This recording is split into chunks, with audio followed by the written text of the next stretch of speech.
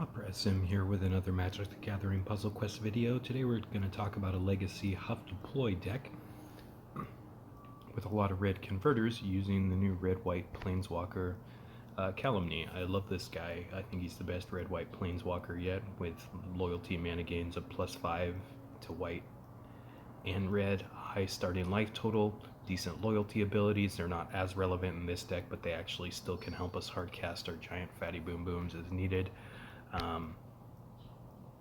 Also 6 starting support slots. That's huge. Previous versions of this deck in red-white needed to use 4 creatures if you were using Nahiri, or 3 creatures for Ajani Vengeance. So with only with 6 support slots and the only 2 spells of Hazoret's Undying Fury, that actually allows us to run a 2 creature shell with more supports to help try to cast and get our cards that can help us win. So let's take a look at the deck here. Combo, for those that don't know it: Hazoret's Undying Fury spell. When you fetch the first 4 spells in your library, reduce their cost to 0. Then each card in your hand is fully drained of mana. It can't fetch copies of itself, so we use it to fetch 4 copies of Deploy the Gatewatch, which fetches the first 3 cards from our library and places them onto the battlefield. So that effectively will get us 12 Deploy the Gatewatches. Since we have 3 creature slots and only 2 creatures, we wanted something that made a token. So Desolation Twin is great for that. For 21, you get a 10/10 Eldrazi, which creates a 10/10 Eldrazi token when it enters the battlefield. So 20 power for 21 mana is great. And then we're pairing that with our favorite piggy, Deploy our Decimator of the Provinces. 8/8 Trample Haste for 21, that when it enters the battlefield, each creature you control gets +4/+4 Trample, Haste, and Berserker. The emerge doesn't usually matter because the opponent is very dead usually by the time you get this. So this will give our 10/10 twins, make them 14/14s, Trample, Hasty, Berserker, so they can swing the turn that it all comes out. So that's great. Also, with only 2 creatures in the shell, we are much more likely to get more copies of each of these creatures and get more general overall buffs with Decimator of Province than we would if there were 3 creatures or 4 creatures in the deck. So I like the idea of a 2 creature shell very much. Moving on to supports: Pyromancer's Goggles for 25. It has 3 shields with 3 activated gems of fetch the next spell from your library to your hand. The last spell you control in your hand is free. And Sunforger. Still wondering if I want to keep this guy or put in another red converter, but I'm liking it so far. It costs 17 with 6 shields. It's an artifact equipment. When this support is on the board, your first creature gets +6/+6. But most importantly, whenever you match this support's gem, fetch the first red or white spell in your library, it gains full mana. So this also will fetch us stuff, and this can even activate the turn that it comes into play if you get an extra swap, and then can swap it afterwards. But with all the converters in the deck, I think we're more likely to cast this. In the first sample game that I played, I actually was able to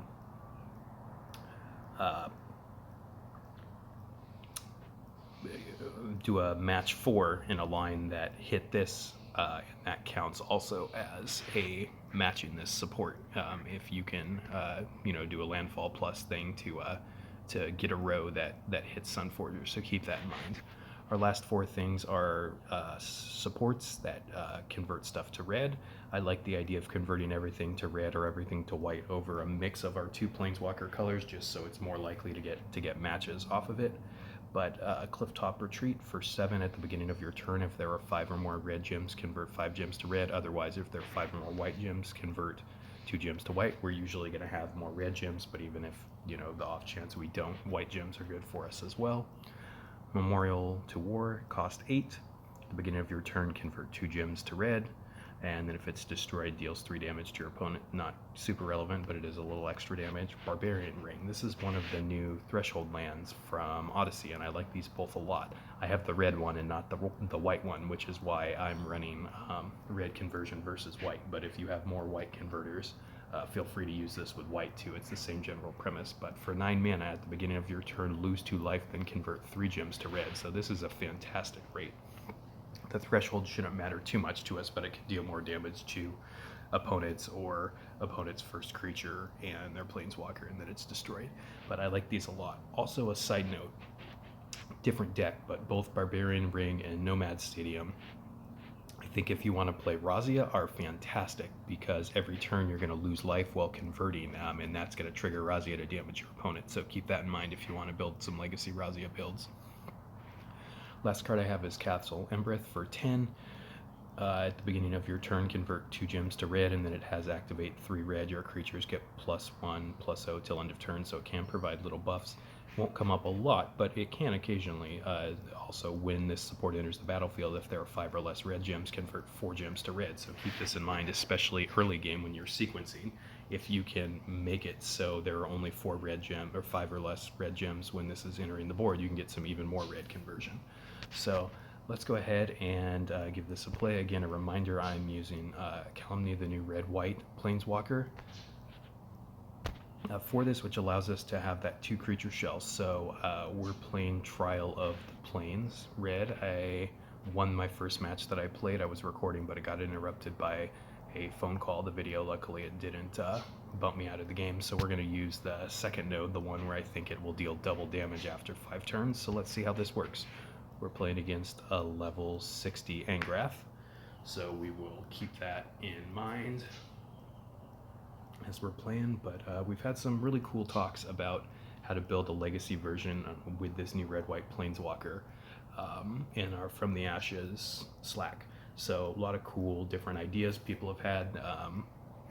Madarin had some great ideas about his style of this deck is making sure you can draw a lot of cards with those supports, so things like Fevered Visions and the, I think, Sunrise Pyramids, so the cheap little pyramid that draws you cards and other stuff.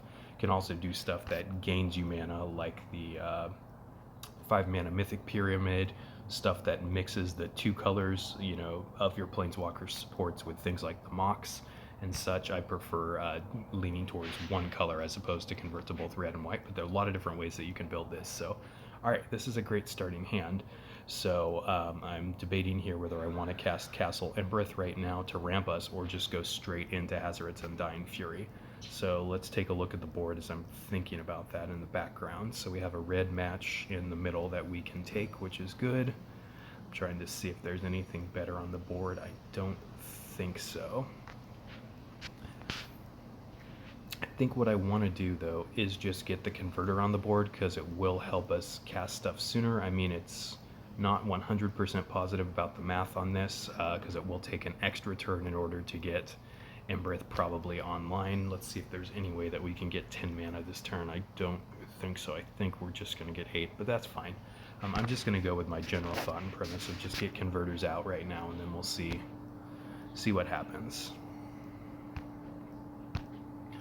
All right, so black is the one color we don't want right now, but we can get another white match here, which is great. That will leave our opponent a black match 5, though, so I'm wondering if that is actually what we want to do or not. Trying to see if there's any other better options, though. We could take a green. I think we're just going to race them, even though they can get a match 5. That might be a dubious play to make. But you notice there we did get off for the Castle Angrath. We did get a conversion, and that was actually pretty cool because it actually stopped his match 5. We didn't know that was going to happen, but that's pretty neat. So again, Angrath actually, or the Castle Embereth actually, as we just saw, it can absolutely trigger to get you even more red mana, which is great. All right, so we need to get up to 15 mana. It's our turn 3, I believe. Let's see if we can figure out a way to go off this turn.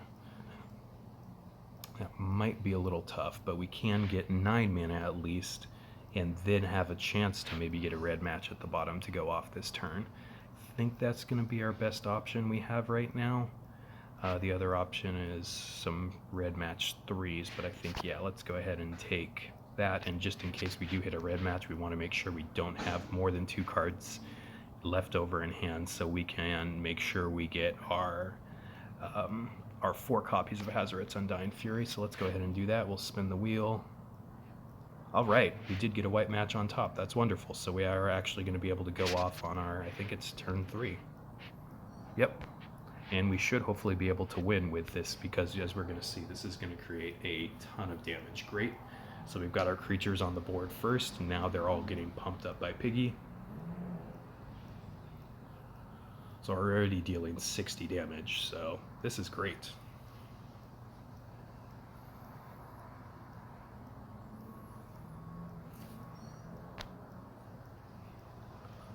So again, I'm not 100% positive if casting that converter was the right sort of thing to do, but we did get extra red mana off of it, and it's helped us every single turn. It's pretty cool, and just as we can see, we are way overkilling our opponent. We're over 200 damage at this point coming through, probably close to 250 now. Yeah, so this I really like this red conversion, and again, it also could be a white conversion. Just lean skew one way or another with Kalemne and our 2-creature version of HUF-Deploy. Hope you enjoyed this video. I'll post on the From the Ashes forums. I'm going to run this through every single node. On the Trial of the Plains Red today, I'll let you know the results. Hopefully we can 12-0, but I know Legendary 1 is pretty tough, but I'm really curious to use this to test how good this deck actually is. So, alright, take care everyone, and more videos coming soon.